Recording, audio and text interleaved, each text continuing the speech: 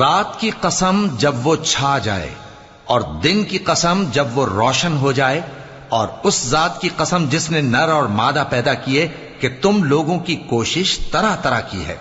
سو جس نے اللہ کے رستے میں مال دیا اور پرہیزگاری کی اور بہترین بات یعنی کلمہ توحید کو سچ جانا،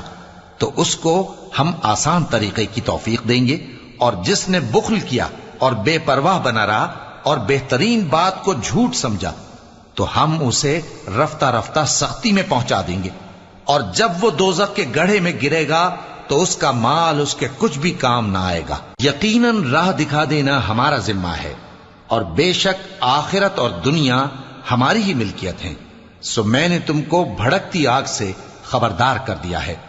اس میں وہی داخل ہوگا جو بڑا بدبخت ہے، جس نے جھٹلایا اور منہ پھیرا، اور جو بڑا پرہیزگار ہے وہ اس سے